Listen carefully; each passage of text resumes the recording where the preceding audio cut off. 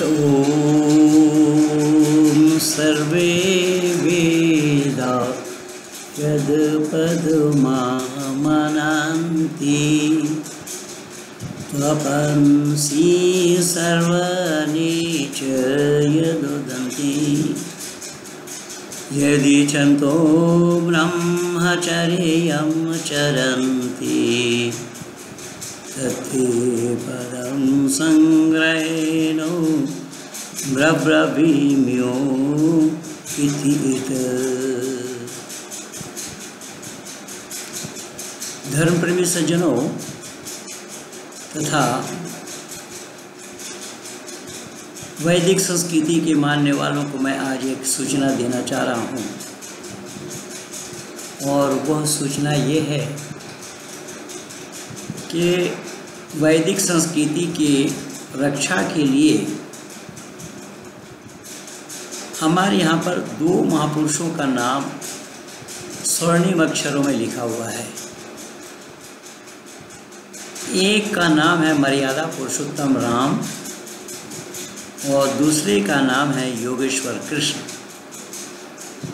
ये दो महापुरुष हमारे ऐसे हुए कि जिन्होंने हमेशा जीवन भर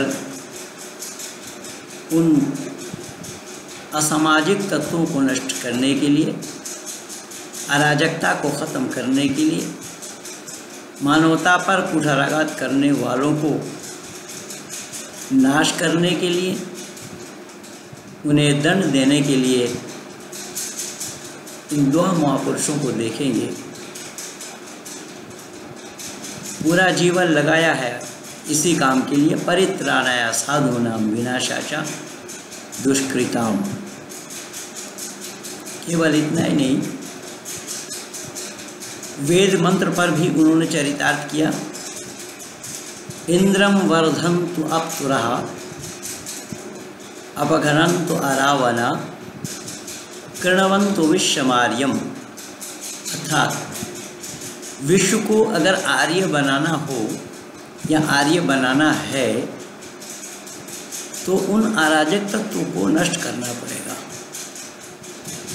उन असामाजिक तत्वों को नष्ट करना पड़ेगा, उन आतंकवादियों को ख़त्म करना पड़ेगा कि जिन्होंने मानवता पर कुठाराघात करने में आमदा हैं।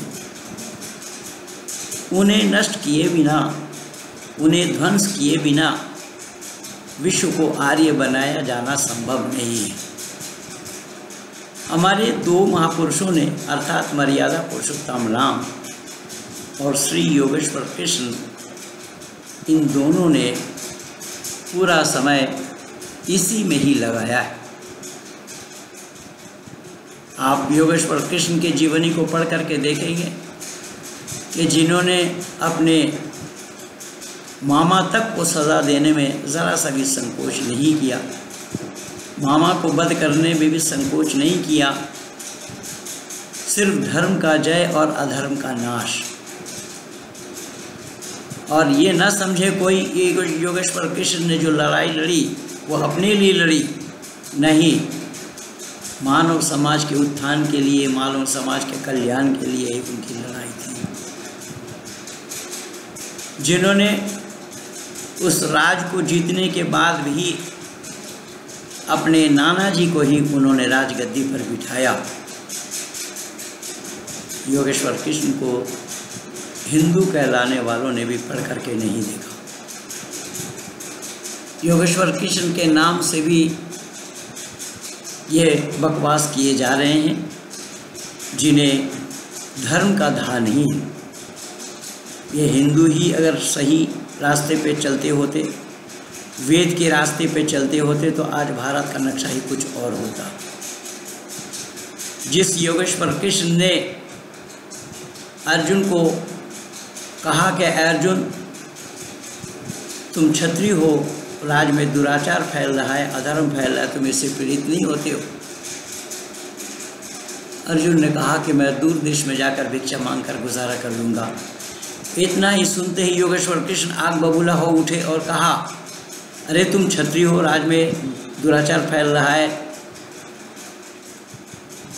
राज में दुष्ट लोग अपना वर्चस्व कायम करने में आतुर हैं। तुम क्षत्रिय हो, क्षत्रिय तेज बल को अवलंबन करना नहीं चाहते हो। तुम चाहते हो कि दूर देश में जाकर भिक्षा मांग कर अपना गुजारा करूं। तुम कायर हो, तुम नपुंसक हो, तुम क्लीब हो। सिर्फ इतना ही नहीं कहा, अपितु योगेश्वर कृष्ण ने अर्जुन को उपदेश दिया, युद्धम तो क्षत्रिय धर्मा तत्तम कथम त्याजसी। युद्ध करना क्षत्रियों का धर्म है, इसे त्याग दिए तुम कहाँ चले जाते हो। अर्जुन ने कहा, एतान बंधवान बिना बीजैन राज्येन चक्रम सुखम भविष्यति। इन बंधु बांधवों को छोड़कर, राज को छोड़कर अगर मैं युद्ध करूं तो क्या सुख प्राप्त कर सकता हूं। योगेश्वर कृष्ण ने कहा, तुम न अवगच्छसि इमे पापः इमे दंडनीय बाधा एव। कि तुम नहीं जानते ये पापी हैं, दुष्ट हैं, वध करने योग्य हैं। अर्जुन ने कहा, इमे मृत्युं तु गमिष्यन्ति महत् पापम भविष्यति। मेरे युद्ध करने से अगर ये मर जाएंगे, इससे पढ़ करके कोई पाप नहीं लगेगा। योगेश्वर कृष्ण ने कहा, नहीं तत्पापम आत्मा मृत्यु न गच्छति केवलम शरीरम नश्यति। त्वम इदम न अवगच्छसि आत्मा अजरः अमरः अयम कदापि न नश्यति। युद्धम तो क्षत्रियस्य परमो धर्मः अतः युद्धम कुरु। ये रहे हमारे देश के गुरु। ये कहे, अर्जुन तुम्हें मालूम नहीं है, आत्मा मरती नहीं है, केवल शरीर का ही नाश होता है। आत्मा अजर है, अमर है, इसका कभी विनाश नहीं होता। युद्ध करना ही क्षत्रियों का परम धर्म है, इसलिए तुम युद्ध करो। ये रहे हमारे देश के गुरु। लेकिन दुर्भाग्य है कि हिंदू घराने वालों ने ऐसे गुरुओं को या ऐसे गुरु को, योगेश्वर कृष्ण को, महिलाओं का कपड़ा लेकर पेड़ पर चढ़ाते हुए जरा सा भी संकोच नहीं किया। जो योगेश्वर कृष्ण उपदेश दे रहे हैं कि परित्राणाय साधूनां विनाशाय च दुष्कृताम्, साधु महात्माओं का जय, दुष्कृतकारियों का नाश। दुष्कृतकारियों का जब तक नाश नहीं करोगे तो अपने आने वाली नस्ल और पीढ़ी की रक्षा नहीं कर पाओगे। लेकिन हमारे गुरुओं की दिए गए उपदेशों को हिंदू कहलाने वालों ने आत्मसात नहीं किया। जो योगेश्वर कृष्ण उपदेश दे रहे हैं, उन उपदेशों को अगर चरितार्थ करते होते तो आज ये माओवादी हो या आतंकवादी, इन्हें बुलडोजर से समाप्त कर देना चाहिए था। ये कितना बड़ा दुर्भाग्य है कि हमारे सैनिक बंदूक कंधे पे लिए लोगों के पत्थर के घात से मर रहे हैं। बताइए, यह हास्यास्पद बात है या नहीं है। और उन आतंकवादियों को पाल रहे हैं हम, उन अलगाववादियों को हम ही पाल रहे हैं भारतवासी। मैं पूछता हूँ भारत सरकार से कि भारत सरकार क्यों पाल रही है उन अलगाववादी नेताओं को। महबूबा मुफ्ती के साथ जब विचारों का मेल नहीं है तो उनको समर्थन देने का क्या मतलब है। इस समय